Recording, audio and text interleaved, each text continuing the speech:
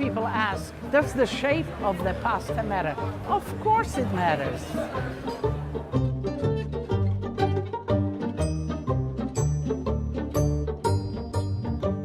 Fresh pasta takes a little bit more work if you're going to make it. Now we're going to get into gnocchi, which is a different kind of dough.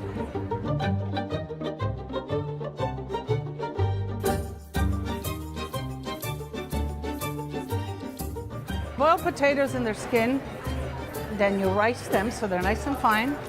You add flour to that and eggs to bind it, and you just knead it into a dough. And do not over knead it.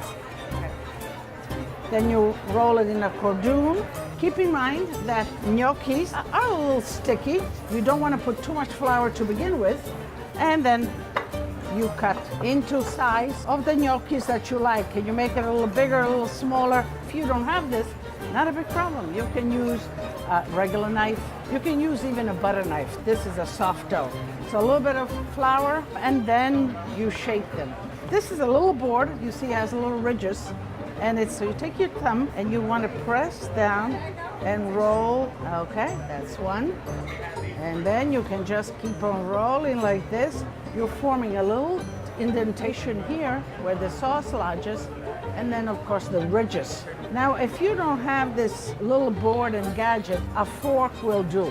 Put it in the flour a little bit, and you roll the gnocchi down the tins of the fork. The gnocchis of my childhood were all made with a fork. It's great because it gives you that sensation in the mouth. It doesn't just slip down. Gnocchi is a substantial mouthful by itself, so simple sauces, sometimes just plain tomato sauce, a little butter and sage will absolutely do. 3-4 simple ingredients. We made the gnocchis. We have some boiling water. We need to salt it, and we're gonna put the gnocchis right in here. Butter and sage is the sauce, as simple as it gets, and it has intense flavor. Leaves of fresh sage, great flavoring agent for gnocchis, for raviolis, and a few will go a long way. I'm gonna add here just a little bit of the pasta cooking water, and this is gonna be the sauce.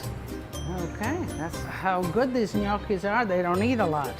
It needs to be vigorously boiling, otherwise the gnocchis will stick together. Okay, just mix them gently. The sauce is cooking away. Just a little bit of salt, depends on how salty your butter is. In the kitchen, everything is relative. You need to be in tune. The gnocchis are coming up. Okay, you just fish them right out. See how they kind of wobble? I can tell they're cooked. Put them right in here. If you don't know whether something is cooked, there's always tasting, and do it. I'm going to add some grana again. As far as the sage, you can serve it or pull it out, but it is intense if you eat it, so maybe I would leave some of it. Grating right on top. Children, adults, everybody will love this dish.